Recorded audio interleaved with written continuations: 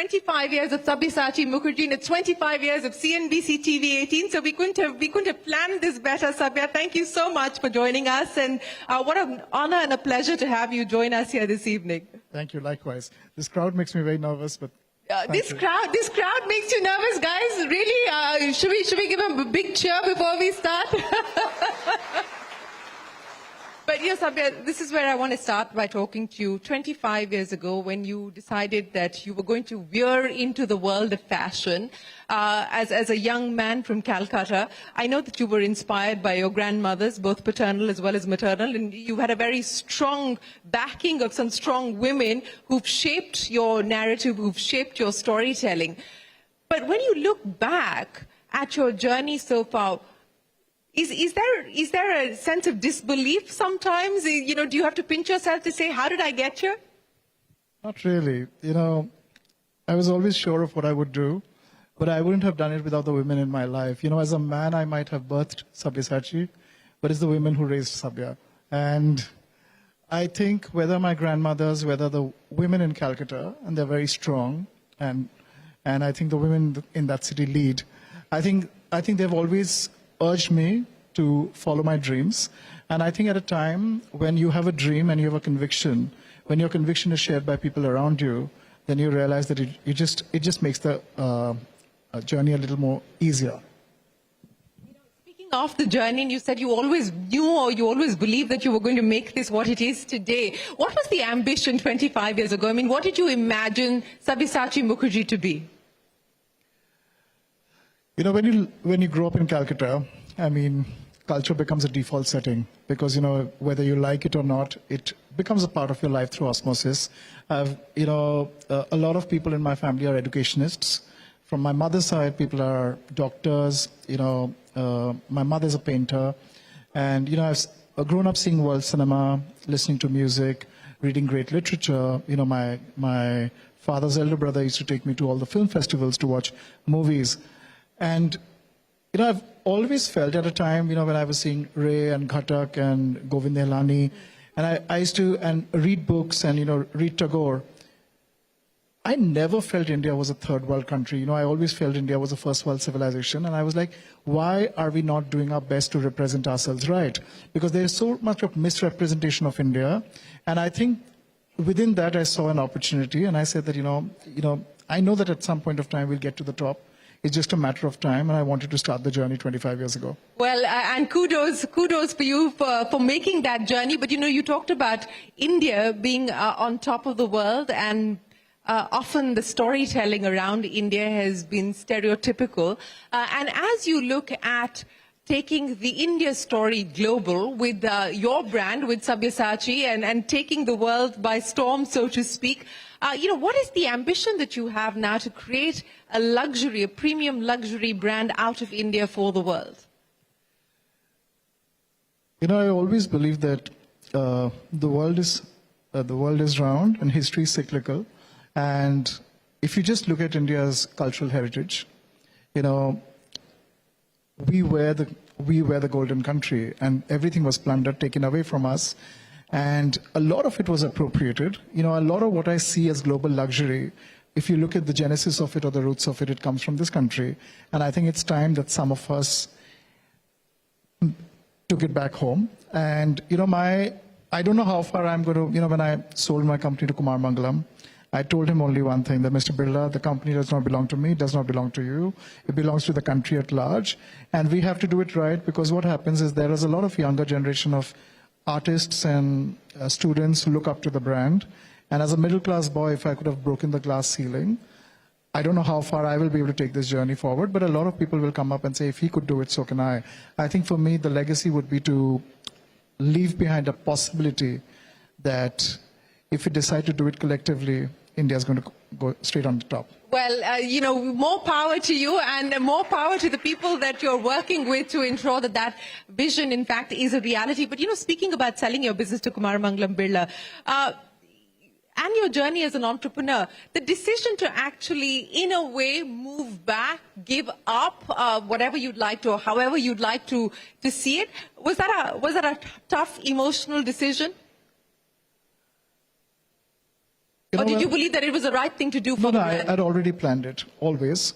You see, I'm not a selfish entrepreneur, because when you create something that becomes bigger than who you are, with possibilities that can change and shape the trajectory of a country, you have to step back and realize that it doesn't belong to you anymore. It belongs to the people.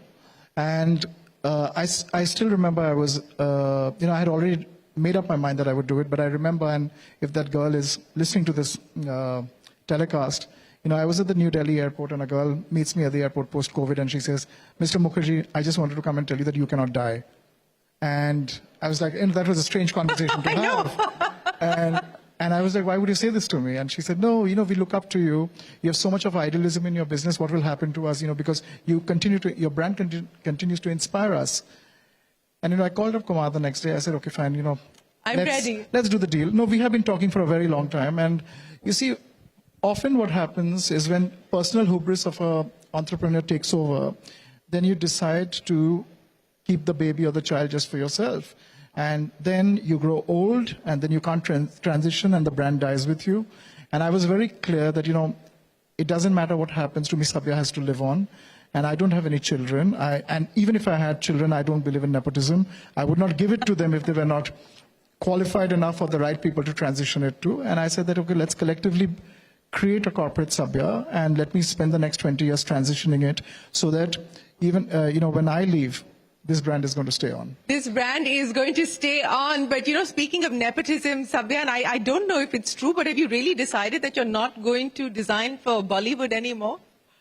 No, I didn't say that. I said I never said That's that. I'm not sure if it's true, so I'm asking you. No, I never said that. I think me and Bollywood has had a great partnership. But, I think the way people look at communication keeps changing. And I think there was a time when people were underconfident, and they needed to have influencers and leaders to look up to feel good about themselves. The good thing about the internet is it connected a lot of people. And when you feel like you're a minority and you start connecting with people, and then you realize that you have a community, your confidence rises. And today, I think what's happening, if I look at the influencers, the biggest Sabyasachi influencers are the customers. They don't feel they are any less than Bollywood. And I think the narrative has shifted from influencers. Anyways, I've never really used Bollywood on my runway. Deepika was the only exception. And I told her that when I was doing my 25-year show, this is probably the first and the last time that I'll use a Bollywood star, because this was a special moment. We've had a great relationship, personal relationship together, and I truly think in so many ways she represents Brand India. But I think we've always focused on our consumers, because for us, our consumers are the real stars. Well, the consumers are the stars, so let's talk about the consumer, not just the Indian consumer, but also the global consumer that you're hoping to tap into now, Sabya. What's changed? You talked about social media, you talked about the world of influencers and content creators, and how that's also shaping the choices that consumers make. In your experience, as someone who understands the fashion industry, as someone who's been part of the fashion industry, what's the big change that you're seeing in terms of consumption and consumer behavior today? I think self-confidence and self-expression. Truth be told, and I've said this in many forums, that fashion has made a lot of money by feeding on people's insecurities. So the more insecure you kept your consumer, the more they wanted to buy your product, because they wanted to feel good about themselves. But what fashion didn't realize for the longest time, that the consumer was getting smarter and sharper. And anyways, I think the Indian consumer is probably the smartest consumer in the world. And, I think that when you have and also at a time, a lot of luxury goods were consumed by the idle rich. Today, if you look at the people who are really buying luxury in India, everybody's working, nobody has time, everybody's self-reliant, everybody has self-confidence, everybody has self-expression. And, then the consumer shifts from being brand supreme to product supreme. A consumer just wants to buy the right product, not the right brand. And at Sabyasachi, we want to get the product right. Whether the brand becomes a super brand or not, it's an outcome of the product, not the brand.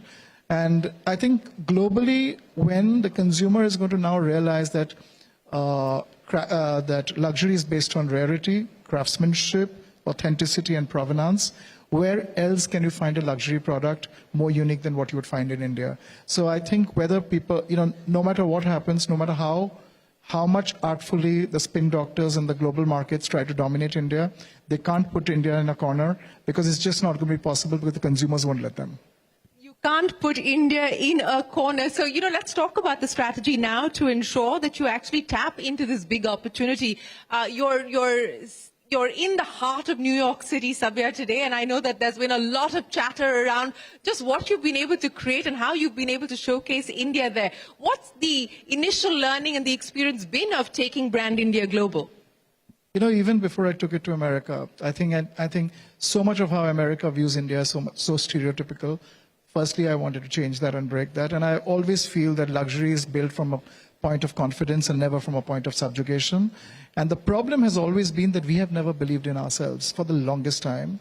And I think that when you start believing in who you are, and that's when the dynamics change. Speaking of the dynamics changing, and you were talking about the consumer and the consumer being your biggest influencers, so to speak. The Sabya bride, you kind of turned that on its head, right? I mean, the Indian brides were always coy, demure, shy. There was almost this invisibilization, and you kind of turned that around completely. How did that happen? I mean, was this because of the influence of the strong women in your life? What was it that you were trying to tell by way of attempting to sort of turn this on its head? See, I don't really understand gender inequality because in my head it doesn't exist. I've been raised by, thank you. And sometimes I tell that, the problem with gender inequality actually starts with bad parenting. Because I think if you raise your boys to believe that they're not better than women, but they're equal to women, I think men will be far more sensitive to gender parity than they are today. And, I have grown up with women who I've looked up to. My friends growing up, my girlfriends growing up, they were very strong women, and I was in awe of them. And let's talk about the bridal market, for instance. So I'll tell you a small story. So I meet a lot of women in India, mothers in India, who believe that I can matchmake for their daughters. And can you? No, I don't even have a social life. So and then they come and tell me that. I have a real problem, I'm not being able to sleep at night. I said, why? I said, my daughter's not getting married. She refuses to get married. And I'm like, all right. And she's 36, her biological clock is ticking. Maybe she'll not be able to produce children. I'm like, all right. I said, okay, I want to ask you a question. Where did you send your daughter for education? She said, I sent my daughter to Stanford. I said, So you will send your daughter to Stanford, you will give her the best of education, you will give her wisdom, you will give her experience, you will give her confidence, and then you'll tell her to come back, be subjugated to a man and make babies. I said, that doesn't work anymore. So, the way we look at weddings in this country is also going to shift because, today, women have realized, either through communication or through social media or just being there, watching forums like this, that they don't need a man always to fulfill their destinies. They can do it themselves. And so the entire construct of marriages in India, which was about patriarchy trying to, so I'll tell you, there were so many reasons why people got married. Sometimes it was never love. Sometimes it was an escape. Sometimes it was just an arrangement, like a business arrangement. And sometimes it was just a hopelessness that my life would change. But today in India, when I see younger kids, they don't even come with their parents to buy a bridal outfit. They'll come, they're wearing jeans and they'll come with an American Express card. They'll swipe the card and say, I can't even come for a fitting because I have a boardroom meeting. Just send the outfit home. And I see how the country has changed. When I look at my stores and I look at my consumers, I could not believe that these consumers would have existed 20 years ago. So India has completely changed. Isn't that a very small minority that we're still talking about, Sabya? There is something called trickle down. But even if it exists on top, slowly and slowly it's going to trickle down. What excites me is the fact that there is visible change. I'm not going to quantify the change, but what gives me hope if change exists, it's going to percolate. It's just a matter of time.